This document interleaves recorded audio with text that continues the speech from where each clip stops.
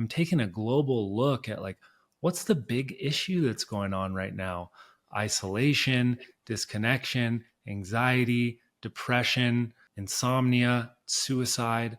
All of these modern issues are a very normal response to an abnormal environment. Well, what's the abnormal environment? Well, all of us are disconnected. How many of your neighbors do you know and have a deep connection with? How many hugs are you getting per day? Welcome back, everyone, to the Somatic Podcast. I am one of your hosts, Adam Carbary, here with our founder, our mentor, our teacher, our instructor, Steven Jaggers. Just really excited to dive into today's topic. We are coming back from a 4-day intensive in-person training that we just held last weekend in Austin, Texas, which went absolutely amazing. And we just came off of another 3-day workshop, which the team decided that I would actually host this go around. And I am still just like riding the somatic breath high from that 3-day workshop and being able to touch almost 800 individuals on each day. So this work is spreading in so many different ways that we cannot even begin to fathom. So, Steven, welcome. Thank you so much for being here for another epic podcast. And I look forward to the conversation we're about to dive into.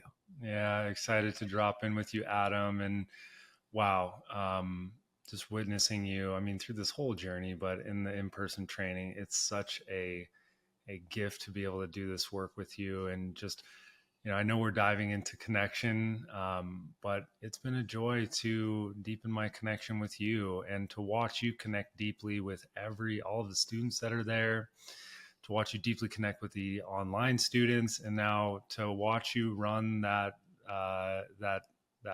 workshop, that 3-day workshop, which I have so much fun doing.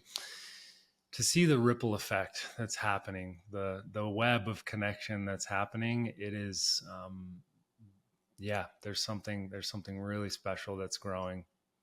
Yeah. I mean, you're just speaking to something that, like, you've been teaching from day one. Like, to connect with another person, you first have to find that deep connection within yourself. Yeah. And I continually come back to my gratitude for somatic breath work, and just from my own personal journey, how I've utilized the work and how it's really brought me back to my essence. It's allowed me to let go of all of the masks that I was wearing to show the world I'm someone other than who I actually came here to be. And through that deepened connection, it just makes it effortless to connect to other people and to like have that curiosity of how do we deepen this connection. And it's just been such a joy to also witness you deepen your own connection to yourself, to this work, to also how does life want to continue to flow through you, and like how does it want to expand through you. So like I'm really curious, like maybe you can kind of take us down the avenue of like, I've heard you say multiple times that like connection is the currency of life, and it's like the most valuable thing that we can give to another person. But like, what does connection actually mean to you? And how did you on your own path discover that that was actually the most valuable thing that you could offer another individual? Yeah, that's such a good question, Adam. And first off, I'll say that it's a never-ending journey, because Mm, it's like staying connected to yourself, whether it's in business or in a relationship. A lot of us negate how important it is to stay connected to ourselves when we are in relationship to other people. And, connection is the currency has come from like when I really sit and I ask myself, what is the purpose of this work? Because it's not trauma release, it's not emotional release, it's not becoming a better practitioner, it's not like healing all of our shadows. It's like, why do we do all of this to begin with? And to me, every time I sit in that question, which is such an important question, I think, for anybody to sit with in their life, what if you're on a healing journey, if you're building something, like, why are you doing this? Like, what are you trying to get from it? And to me, it's always it. And I try to search for all different types of answers. Like, I try to just remove my bias out of the way. But at the end of the day, it's like, well, it's about relationships. It's about, and first off, the relationship to myself, because I try to tune into myself at the end of my life often. And I think about, what does that Steven really care about? And the thing that Steven cares about is, one, did I live a life where I was actually connected to myself? Did I live a life that of what other people wanted for me? Or did I live a life that what society wanted from me, or what, religion wanted from me, or what all of these different outside forces wanted from me? Did I live a life that I was actually connected to myself and my own essence? And then did I also live a life where I have rich and deep connections to all of the people, all of the places that I might live, to the food that I have? For me, and like, it's been such a journey with somatic, and so many versions of myself that were, you know, a lot of the times I thought I was connected to myself, and I was, but there's always a deeper layer. Like, I look at it as this, we call it a self-discovery journey, because it's a tunnel that you're going to continue to go deeper and deeper into yourself, and you'll connect to your essence. But it always makes more sense as you go if you're living from that place. And so, on my journey, I like I started my healing journey, my growth journey, out of a lot of pain that I experienced through childhood, through my upbringing, and through not wanting to pass that down, and also wanting to help my parents as well. And I see this in a lot of people, but it's very easy to go down a healing journey and to utilize that as another way to kind of beat yourself up. Yeah, for sure. Like, if it's a very slippery slope in the personal development community, in the spirit, even the spiritual community. It's like, um, I'm inherently bad, so I need to connect to God, to actually like feel good about myself, right? Where for me, it's been like, can I take the pressure off of myself of trying to fix myself, or trying to heal parts of myself? All of those things are a byproduct of connection. Even if I look back to my early days in body work, when somebody has alignment within their body, when they're connected to all of the parts of their body, meaning that they're connected to their feet, their legs, they're connected to their hips, they can hear what's going on inside of their body, they can move in a connected way. Versus, I think back in high school when I was playing sports, we'd do so much isolation style movements, where my body experienced a lot of pain because my body wasn't fully connected. And so, like, healing your body on that level is a byproduct of, your body is healing all of the time when you're connected. Your relationships, I think about all of the relationships that I've been in, romantic relationships, they thrive when we feel deeply connected to each other. Like, healing and growth is happening when we feel deeply connected to each other.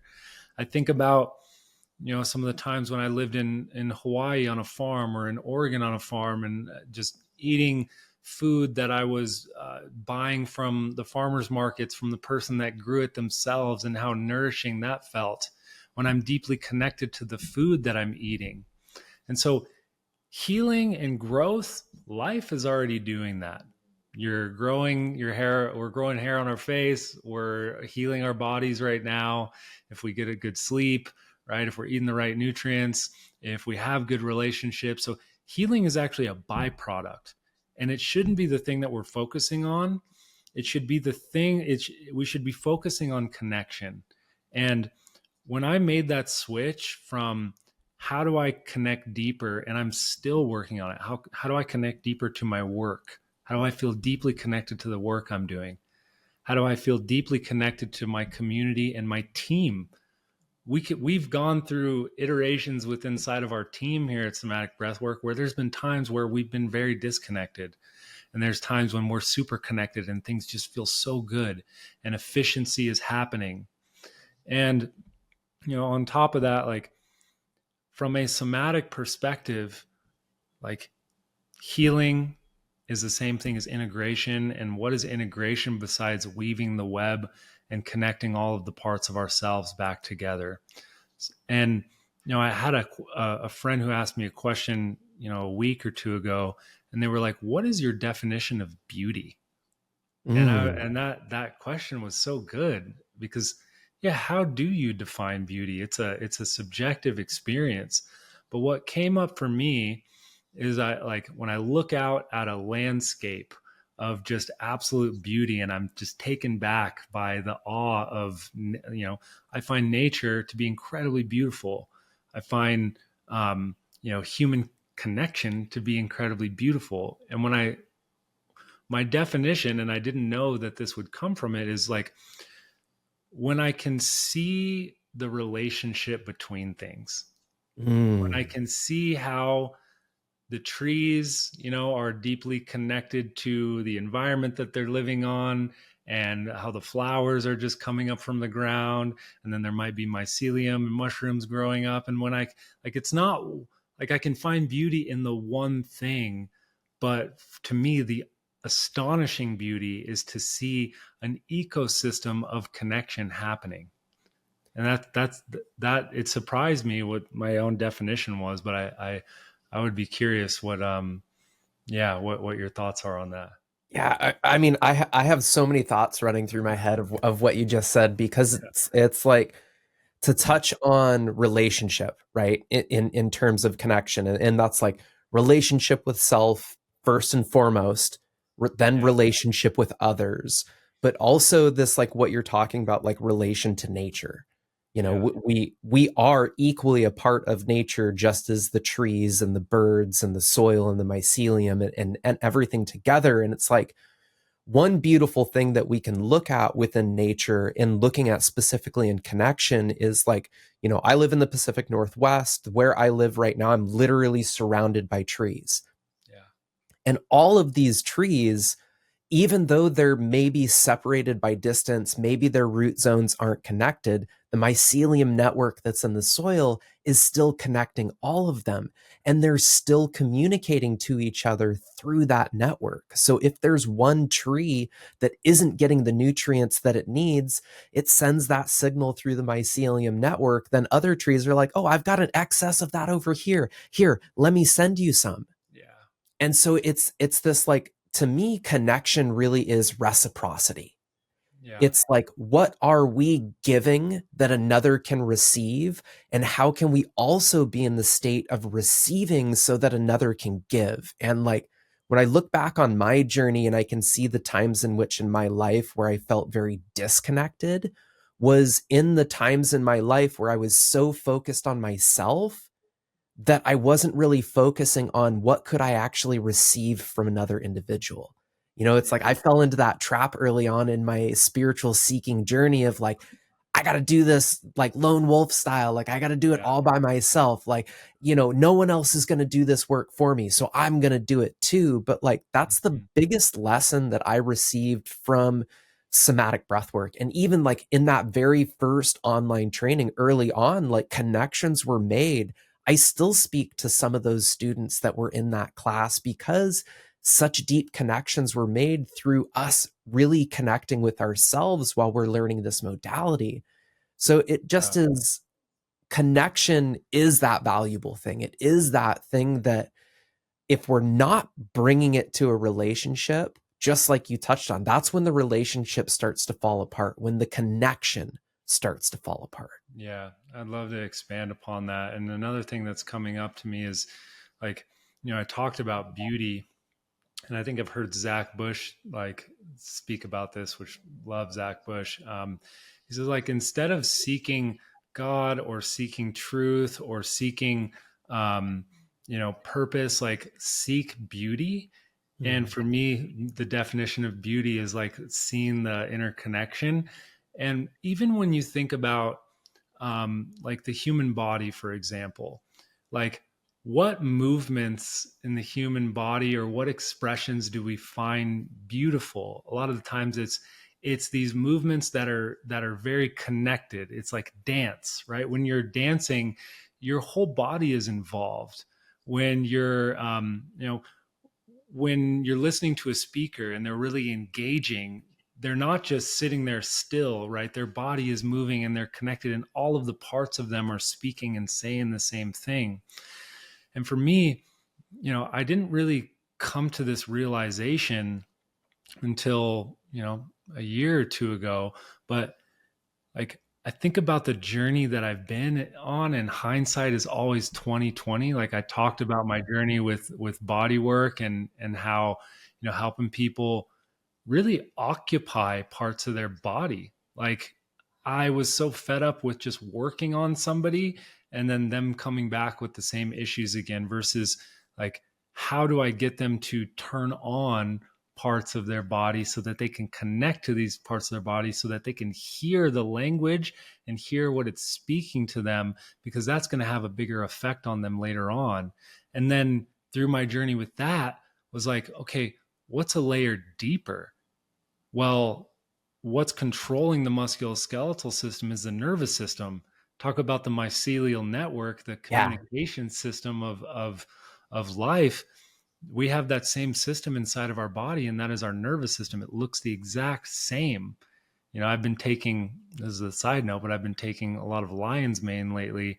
And, they say that actually remyelinates the nerve endings in your body and strengthens the communication network within your body. So then I'm like, okay, well, if the nervous system is like the central thing that's controlling the musculoskeletal system, well, then what's controlling the nervous system? Well, then it's your breath. And then I'm looking at, during that time, like this was right before COVID, and even through COVID and through just, I'm taking a global look at like, what's the big issue that's going on right now? Isolation, disconnection, anxiety, depression, um, insomnia, suicide. All of these modern issues are a very normal response to an abnormal environment. Well, what's the abnormal environment? Well, all of us are disconnected. Like, Mm. how many, if you're listening to this right now, like, how many of your neighbors do you know and have a deep connection with? Right? How many friends do you actually have? How many hugs are you getting per day? Right? A lot of us are just connecting through the internet, and that's great, but it's not giving us the nutrients that our nervous system actually needs. So then I look at, okay, what's breath work actually doing? Is helping people take the journey from all of their energy being inside of their head and their mind back to their body, back to their heart, right? The head, the heart, and the gut. And it's helping them restore that connection. And to me, everything is reflected on a micro level and on a macro level. The same disconnect that's happening inside of humanity from us living in our head and being cut off from our body is the same disconnect that's happening from me to my neighbors, is the same disconnect that's happening to my community, to the environment, is the same disconnect that's happening to me and the rest of the humans all over the world, right? Every Mm. cell in your body is a biological organ. You are a biological organism, meaning that like we are all part of this earth, and every cell in your body intrinsically knows that you are your environment, and you are actually every human on the planet. And when we see other people suffering, like our cells know that that's actually happening inside of us, but we've been trained like, and this is no one's fault. This is just societally, because we've become such a mentally dominant culture. We've been trained to kind of dissociate and disconnect. Yeah. I think you're really starting to touch on like the paradox of our like modern way of living, right? Like Mhm. we are in essence overly connected thanks to social media, thanks to the internet. I mean, like I'm in Washington, you're in Colorado, like the internet is allowing us to have this conversation as if we're sitting in the same space together. But I've noticed this with in my own life. Like if I talk to a friend that I haven't talked to for a while, they're like, "Oh, well, what's going on in your life?" And it's like, "Oh, well, I just went to this training that, oh yeah, I saw that on your social media." And it's like, Yeah. but I wanted to actually like communicate that to you. And Yeah. it's like in that people seeing what's happening in your life from social media leads them to think that they actually know all of the things that are happening in your life when like when that happens it almost like shuts down the conversation and stops that connection from deepening because that other person already feels like they're connected to what's alive for me because they've seen the highlight reel that's on my Instagram instead of like being open to, well, what if I wanted to share some things with you that I didn't share on social media that then would help us to deepen this connection? So, like, uh, how do we navigate when that happens? Like, Yeah. how do we continue to deepen the connection when it may be obvious that either someone isn't wanting to deepen that connection or thinks that that connection's as deep as it can already go? Yeah. That's such a good direction to go. And I think the direction that we can start to move into is like, what is the gateway to connection and how do we start deepening that? Because what happens is because we're so connected through electronics and through the internet, it starts to dull our sense of curiosity. Mm, And curiosity to me is the gateway to connection. And curiosity, like, let's just talk about that from a physiological standpoint. Like, we think of curiosity as like it's a mindset, right? It is a mindset that I'm like, I'm very curious about this thing. I want to go study it or I want to go learn about it and I want to learn more information about it. But curiosity actually has a very physiological effect inside of you. When you are deeply curious, whether it's about another human or whether it's about you want to learn something or you're deeply curious about plants, animals, nature, your environment, whatever it is, what happens is your physiology starts to go into a relaxed state because you cannot be curious and closed off and contracted and stressed at the same time. Like if you think about it, if I was being chased by a tiger or if my life was being threatened, I'm not curious about trying to connect to you. I'm not curious about, oh, I want to learn this thing. I'm not curious about like, oh, what makes the sky blue, right? You see children, they're incredibly curious because they have the safety and the protection of their like should have the safety and connection of their family, right? They're not thinking about necessarily survival. And when we're in a state of survival, our curiosity goes down so much. The more stressed we are, the more that we're in this like judgment or scarcity, the less curious we are about other people. And if I'm curious when I'm talking to you or when I'm relating with you, what happens is my body opens up and is fully receptive to you, and not just receptive, but it's actually wanting to pull energy from your core outward towards me. Like if I ask you an actual like really curious question right now, not just, oh, how are you doing, Adam? Like if I ask you the question like, um, you know, what's really on your heart right now, and what's like really sparking your like joy and aliveness right now, Adam? mm, Versus, oh, I saw you, you were in this the training looked awesome, cool. Like a lot of that is we think we're seeing everyone's life and then we think we know this person, so we're kind of just putting them in a box, where curiosity also at the same time allows this person to be a verb, be a change. Like every time I see you, I'm like, what who's the Adam that I'm interacting with now? Because I know you've become so much more than the last time I've seen you. Yeah. Yeah. It's interesting because when we have this sense of curiosity and like, you bringing up children, like you just look at children and they're just curious all the time, constantly asking questions. Why this? Why that? Why this? Why that? Yeah. It's like they just want to know.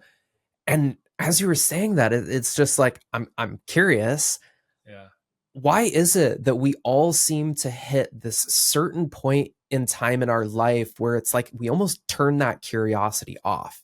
And like I Mm. don't know if and I'm curious for your perspective if that is also like the same time where we turn off that like childlike essence, we turn off the imagination, we turn off Yeah. all of those things that like at a young age make us feel really alive and make us just have this like wonder for life. Mhm. What point in time do you think that is where we start to kind of shift away from that? Yeah, I think a lot of it is the way that our society is set up. A lot of it is a systemic thing. But Mhm. if you look at, like, just as we're speaking about children, if you look at like the elderly population, a lot of the time you go spend time with grandparents or people that are older, like they have probably come to the realization that connection is the most important thing, and so they want to connect to you. They want to know, what have you been up to, like what's going on in your life. And so what I think what happens is, a lot of us, we go through school and then we got to go to college and get a job, and we get to this point where life has kind of hammered us in. And the last podcast that we talked a lot about, like, shoulds and the pressure Mm.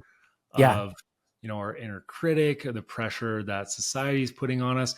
And when we get to a point where we have all of that pressure that's put on us, it almost like hammers us into this box where, like, we're like, okay, well, I guess this is the thing that we're doing. And for me, it's the language that I hear people utilize that really explains this is, when someone just kind of settles in their life. Yeah. They've settled in their relationship, they've settled in their purpose, they've settled in their career. And, I think a lot of that is, it takes energy, and it requires us to continue to grow. It requires us to continue to get really curious about life, when it's easier in the short term to just kind of anchor in and say, these are my beliefs, this is who I am, I just want to anchor it in. Because to be curious about life actually means that we have to take responsibility for what we find out. Mm.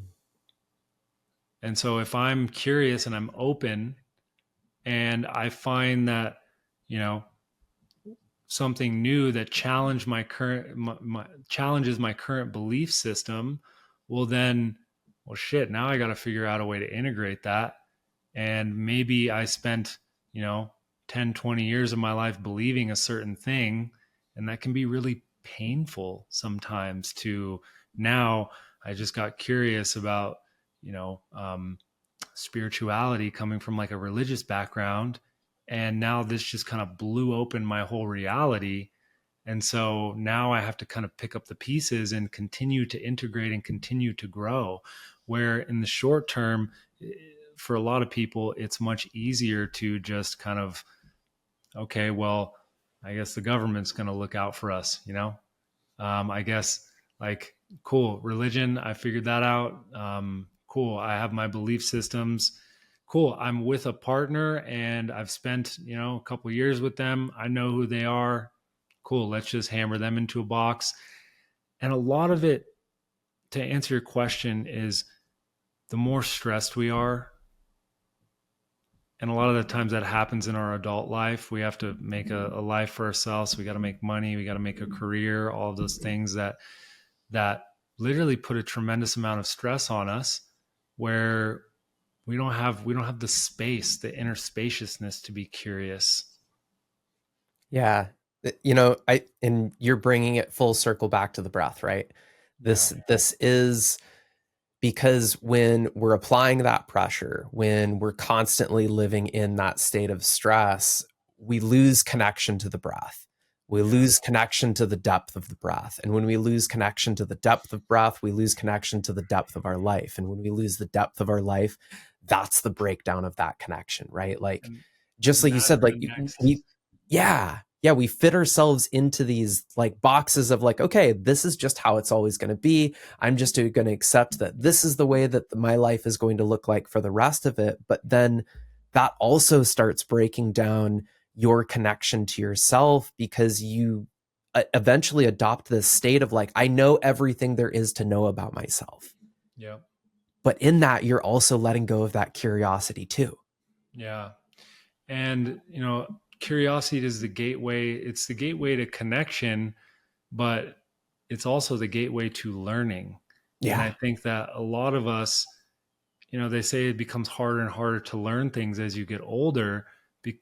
And I don't think that's necessarily a natural thing. I think that we can continue to learn things if we stay in that childlike wonder, if we stay in that place of curiosity, because I can't learn something if I'm not curious. I can't have my mindset changed if I'm not curious. I can't learn something about you if I'm not curious. And, we've talked a lot about how like stress, trauma, our defense systems, they shut down our curiosity, they shut Mhm. down our openness. And the other pieces that really make connection possible is empathy and vulnerability. And this is a big thing that we teach inside of the trainings is um, more than anything, we want to feel felt by each other. We don't want to be just seen and heard. Our nervous systems, we're literally designed for connection. We are mammals.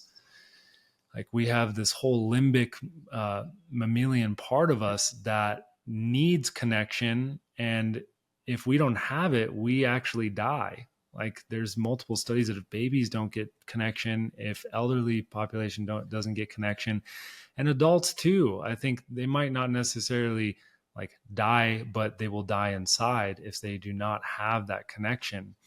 And you know part of this we've talked about, a lot of it requires us to deepen our connection to ourselves first. We'll only be able to connect to other people at the level of depth we've connected to ourselves. And I Right. remember one of my clients, I'll never forget her saying like she's like 60 and she doesn't have any friends, and the whole intention of working together was that she don't want to be alone anymore. She wants to have like friends. And the thing that she kept, I'm guiding her like, first we need to connect to yourself and your internal world.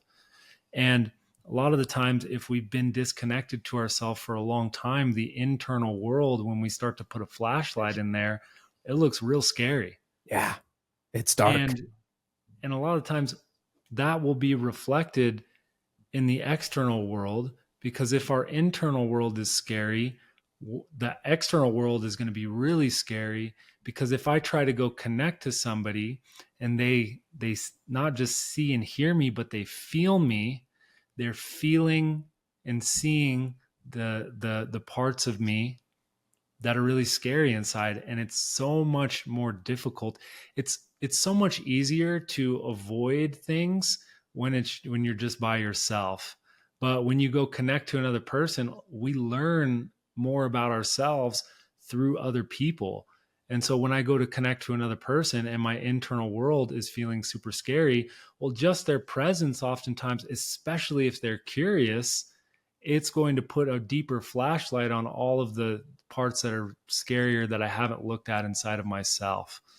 And so it might be like, if you are feeling, and I would love to get into like loneliness and isolation a little bit, but if you are feeling super disconnected to yourself and you're having a hard time connecting with other people, it might be a little tough in the beginning, because a lot of the times, just as in a breathwork session, we might need to move through and express a lot of the emotions that have been suppressed for a long time, a lot of the stuff that we haven't looked at. But it takes a lot less time than you think it does, especially when it feels really scary. It feels like if I shine a flashlight in there, well, then like it's going to take me the rest of my life to work through this, when really actually it doesn't take as long as you think it does.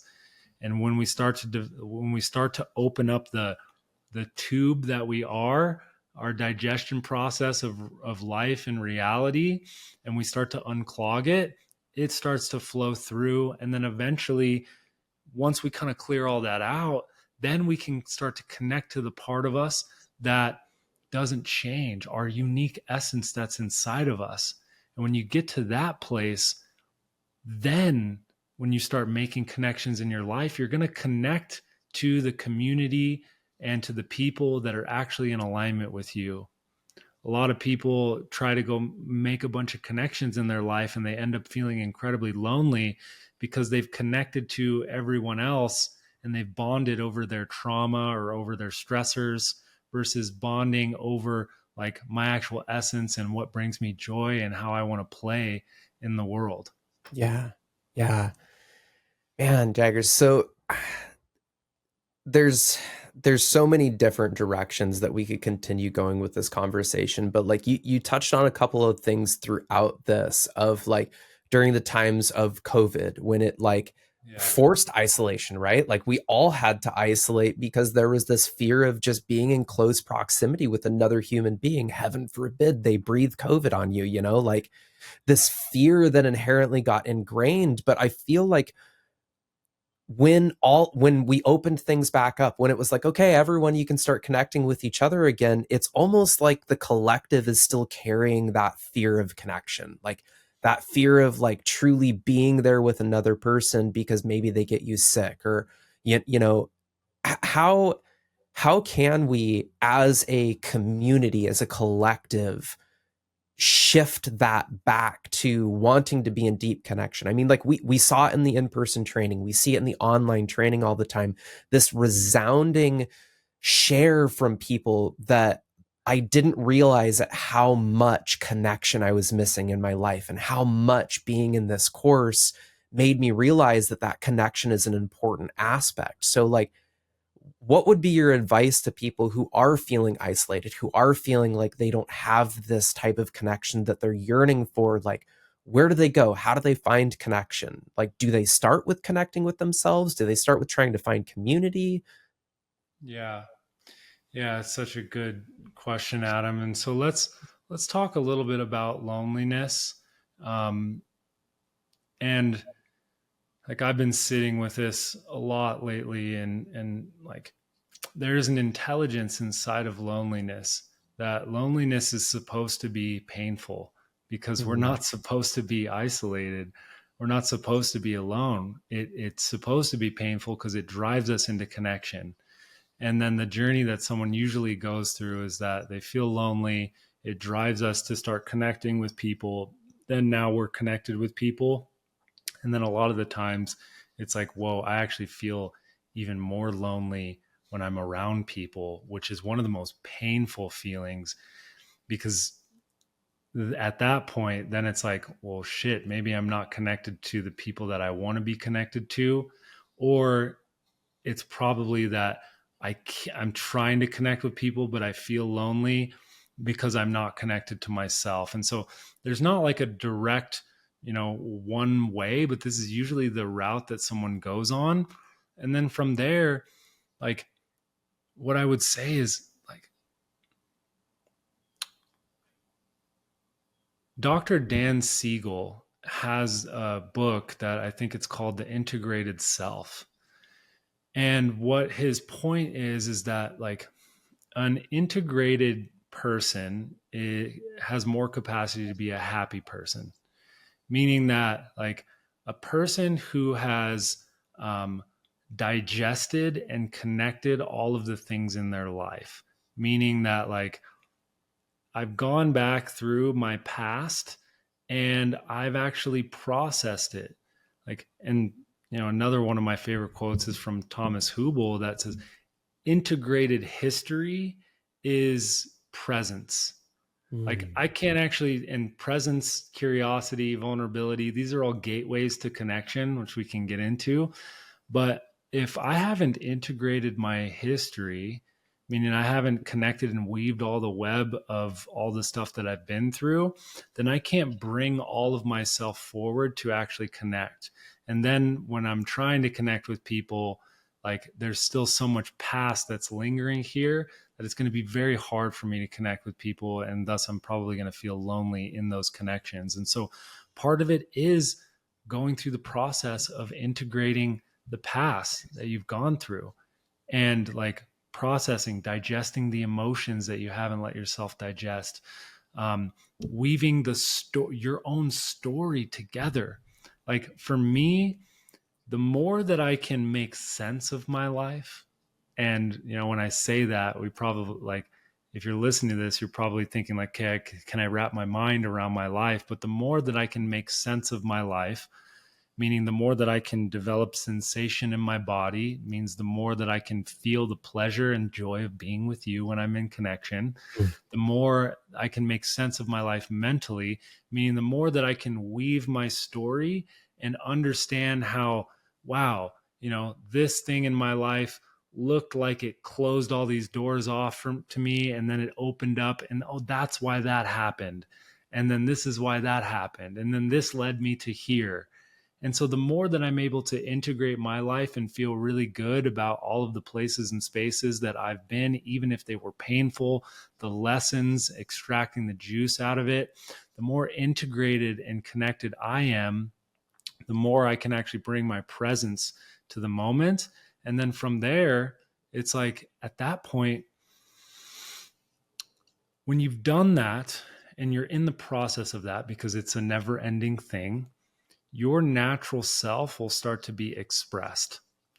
And one of like a deep lesson that I learned from a good friend of mine, Aaron Dowdy, who I think he's the one that you heard about me through. Um, just from a business standpoint, he said something really powerful to me. He's like, I spent 3 years making one YouTube video every single day. And in the beginning, for like the first year and a half, like I got crickets.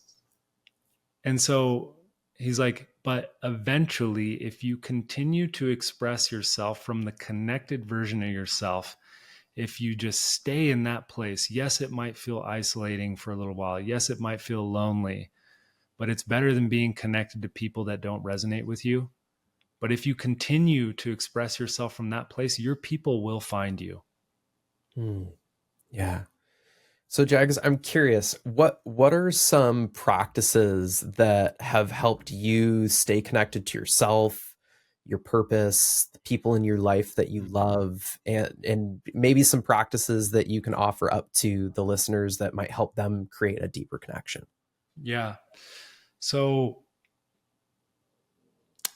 I can't necessarily tell somebody exactly what's going to work for them because we all have different ways of connecting to ourselves. Sure. But for me, um, like I love frameworks, and so I like to look at them in the categories of my body, my heart, which my emotions, and then also my mind. And so for my body, like non-negotiable time spent that's getting me in my body, whether it's basketball, pickleball, whether it's hiking, whether it's going on a walk, just doing something that is a full body, like besides the gym, right? Because a lot of us might be doing like isolated stuff in there, Sure. but Yeah. some sort of full body movement that's getting your whole body in coordination, in connection with itself. Dance could be one, sports could be one. Um, and then, on an emotional level, like oftentimes really tuning into, and breath work is probably the tool that's been the most powerful for me here, is because it just showcases what parts, what emotions that have I not been aware of, and what actually needs to just, as a pressure valve, just release through me. Yeah. Where is my my tube kind of clogged, right? I Sure. look at I had a joke the other day. Someone was asking me what I do, and I'm like, I'm actually a plumber. And I they're mean, like, in oh, in a cool. way that's Yeah. true. In a way, it's true. It's we're helping people unclog the tubes that, we're all tubes, and expression and emotion just needs to move through us.